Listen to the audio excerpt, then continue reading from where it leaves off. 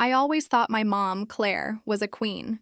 Not the kind in storybooks with a glittering crown and a big castle, but a real one. She had hair the color of honey that she'd twist up with a pencil, and her smile, when it came, felt like the sun finally breaking through the clouds after a long, rainy day. But the sun didn't come out very often. Most days my mom looked like a queen who was carrying a secret, heavy kingdom on her shoulders. There was a sadness in her eyes that I didn't understand, a quiet sigh that would escape her lips when she thought I wasn't looking.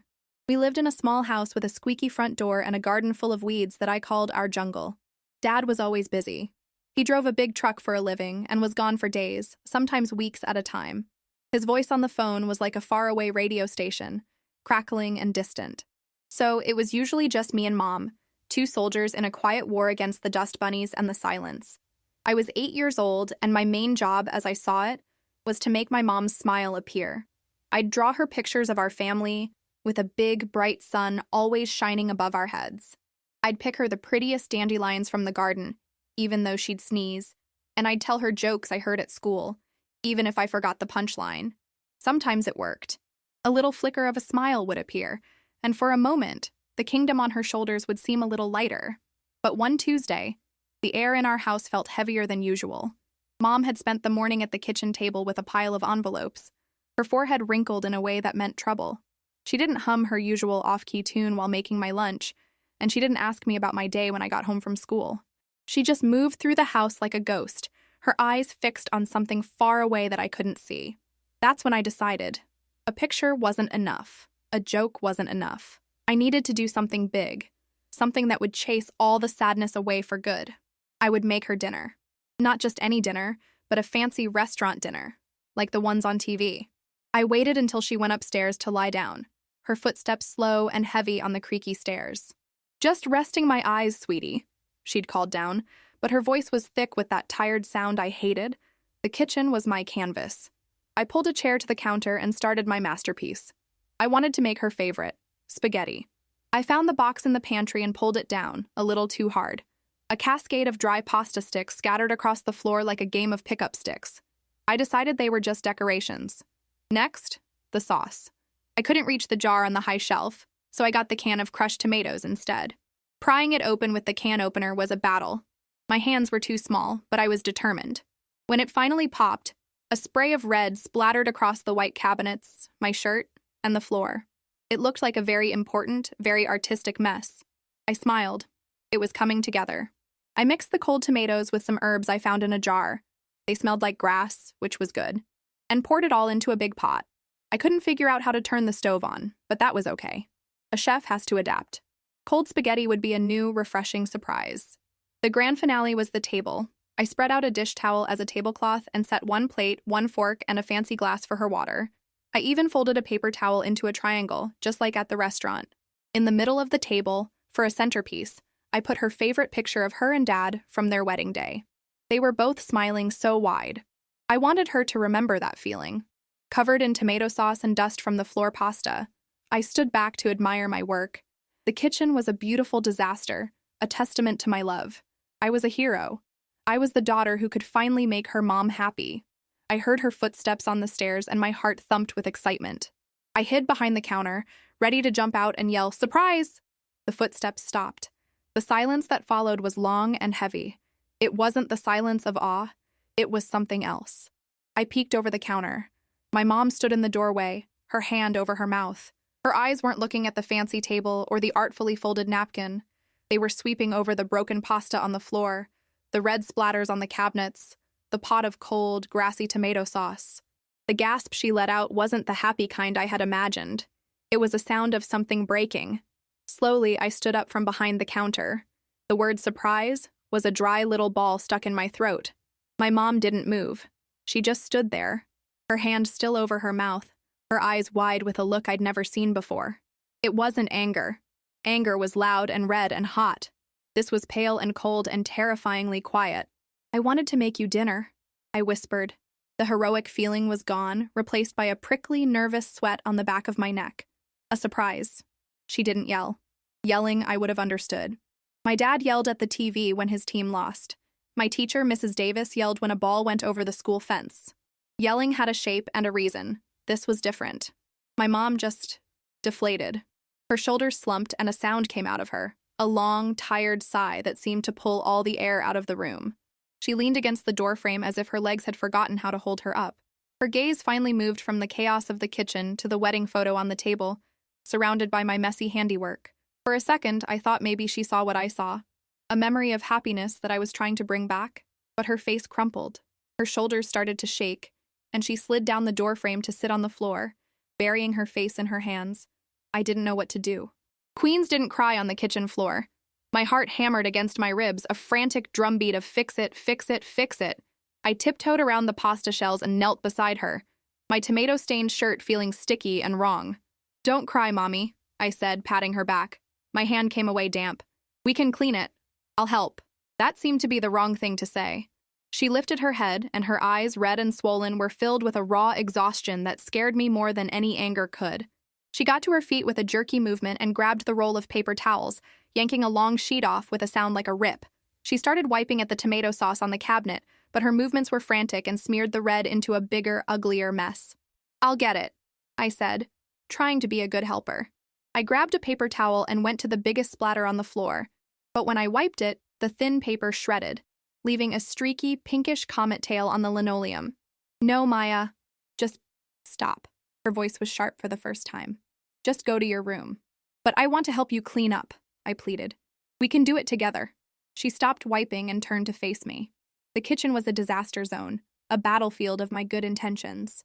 She looked at the pot of cold sauce, the crunchy floor, the single, hopeful place setting on the table. She looked at me, covered in the evidence of my failure. She looked at me then, really looked at me, but it felt like she was looking straight through me, at something behind me, something I couldn't see.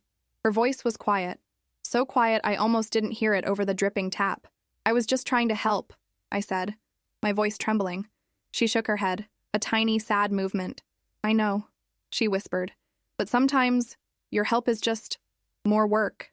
She took a deep breath, and the words that came next were the ones that would echo in my head for years, the ones that would become the cornerstone of every doubt I ever had about myself. "You're not the daughter I imagined." The words didn't make sense at first. They floated in the air between us, strange and formless. Not the daughter I imagined. What did that mean? Had she imagined a daughter who was taller? A daughter with black hair instead of brown? A daughter who knew how to turn on the stove? It was a puzzle I couldn't solve. But then the meaning landed. It landed hard, right in the middle of my chest, a heavy stone of wrongness. The daughter she imagined wouldn't have made this mess. The daughter she imagined would have made her happy. The daughter she imagined would have been better. And I was not her. I didn't say anything back. What could I say? There were no words to fix the fact that I was the wrong daughter. It was like finding out you were the wrong puzzle piece all along. You could try to force yourself into the space, but you'd only damage the picture. So, I turned and walked out of the kitchen, my feet silent on the gritty floor. The pasta shells crunched softly under my sneakers, a sound that seemed to mock my grand plans. Each step to my room was a step into a new reality, one where I was a disappointment. My room was my sanctuary. The walls were covered in my drawings, the ones with the big, happy suns. My stuffed animals were arranged on my bed in a perfect, smiling row. But now, it all looked like it belonged to another girl. A better girl.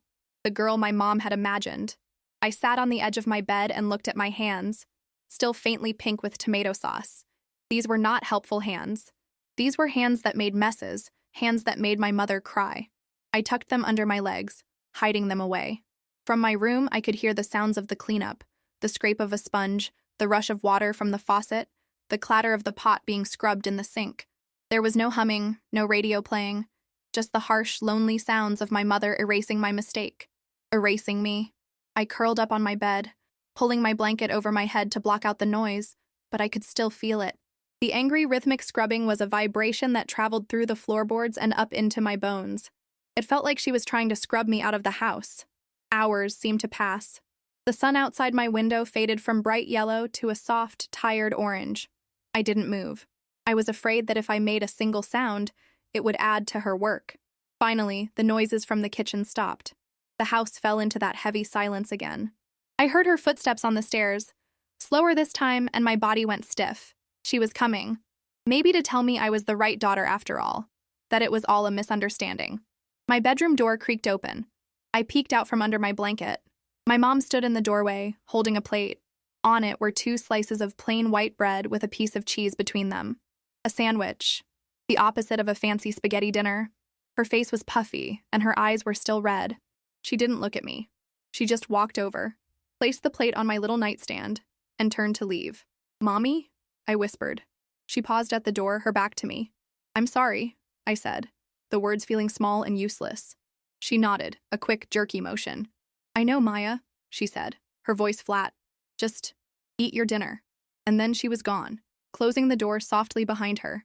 The click of the latch was the loudest sound I had ever heard. It was the sound of a lock turning, of a wall going up that hadn't been there before. I looked at the pale, sad sandwich. I wasn't hungry anymore. The stone in my chest had taken up all the room. That night, I took down all my drawings from the walls. I packed them neatly into a shoebox and pushed it to the back of my closet, behind my winter boots. The big, happy suns felt like a lie. From now on, I decided I would be different. I wouldn't try to make big, heroic gestures. I wouldn't try to be the sun. I would be quiet. I would be neat. I would be invisible. I would be a daughter who didn't make any extra work. Maybe if I tried hard enough, I could become a ghost of the daughter she imagined. It was the only plan I had left. The job of making my mother smile was over. The new job was to never, ever make her cry again. The days that followed were made of glass. I moved through them carefully, afraid of making a crack. I became a model of a quiet, helpful child. I made my bed every morning, the corners so sharp you could have cut a finger on them. I laid out my school clothes the night before, making sure my socks were perfectly matched. At breakfast, I ate every crumb of my toast and put my plate directly into the sink, rinsing it clean. I was a little machine of perfect behavior. My mother watched me with a strange, unreadable expression. The heavy sadness in her eyes didn't go away, but it was joined by a new look: confusion. She seemed to be waiting for the old Maya to pop out from behind a corner yelling, "Surprise!" But that Maya was gone. She was packed away in the shoebox with the drawings of the sun. This new Maya didn't pick dandelions. She didn't tell bad jokes. She didn't leave a trail of toys in her wake. She took up as little space as possible. The silence between us grew, becoming a permanent resident in our small house. It sat with us at the dinner table, where I now carefully cut my food into tiny, manageable bites to avoid any spills. It rode with us in the car on the way to school, the radio never on. I'd stare out the window, watching the world go by, but I wasn't really seeing it. I was listening. I was listening to the sound of my mother's breathing, trying to tell if it was a happy breath or a sad one. They were all sad ones. One afternoon, I came home from school with a permission slip for the annual school art fair. Last year, I had entered a big, messy painting of a purple cow, and it had won a blue ribbon for most imaginative. My mom had even smiled that day, a real one. She'd taped the ribbon to the refrigerator. But this year, when I pulled the slip from my backpack, it felt like a dangerous object. Art was messy. Art was about big feelings. Art was what had led to the spaghetti disaster. I left the slip on the kitchen counter, right where she would see it, and went to my room to start my homework. I heard her come into the kitchen. I heard the rustle of the paper. I held my breath, waiting. Maybe this was it. Maybe she would come to my room and say, "Maya, I want you to paint another purple cow. I miss that girl." Instead, a few minutes later, she appeared at my door. "Maya," she said, her voice soft, "do you want to be in the art fair this year?" I looked down at my math worksheet, at the neat rows of numbers. "I don't know," I said, which was the safest answer to everything now. "Well, you don't have to if you don't want to," she said quickly. "It's okay. No pressure." She sounded relieved, and that relief was a new kind of stone in my chest. She was relieved that I wouldn't be making a mess, that I wouldn't be trying to do something big and noticeable. I didn't enter the art fair. The blue ribbon from the purple cow stayed on the refrigerator, but now it looked lonely. A relic from a different time, a different me. My father came home a week later. He breezed in with his big, booming voice and his suitcase full of stories from the road. "There's my little Maya!" he shouted, scooping me up in a hug that smelled like gasoline and coffee. For a moment, I almost forgot to be made of glass. I hugged him back tightly, burying my face in his rough jacket. He didn't notice the change at first. He was a whirlwind of energy, filling the house with a noise and life that had been missing. But by the second day, even he could feel it. "Why is she so quiet, Claire?" I heard him ask my mother from the living room. I was in my room pretending to read, but my ears were tuned to their conversation. "She's just growing up, I guess." my mom replied, her voice distant. Growing up? She's 8. She's like a little ghost, tiptoeing around. There was a long pause. I imagined my mom shrugging, her eyes fixed on that faraway place. She's being good, she said finally. She's not any trouble. Trouble? Claire, she's a kid. She's supposed to be trouble. His words were a validation, a tiny pinprick of light in my quiet, gray world. He saw me. He saw that I was a ghost. But my mom's reply extinguished it immediately. Well, I can't handle any more trouble right now, she said, and her voice was so fragile it sounded like it might break. That was the moment I understood. Being a ghost wasn't making her happy, but it was making her life easier. And that was the only thing I could do for her. It wasn't about smiles anymore. It was about survival. Her survival. And if I had to disappear to help her survive, then that's what I would do. The daughter she imagined might have been bright and sunny, but the daughter she had was going to be a shadow, and a shadow never, ever makes a mess. Years passed, each one built on the foundation of that day. I became an expert at being a ghost. I got straight A's in school, my notebooks filled with perfect, tiny handwriting. My room was always immaculate.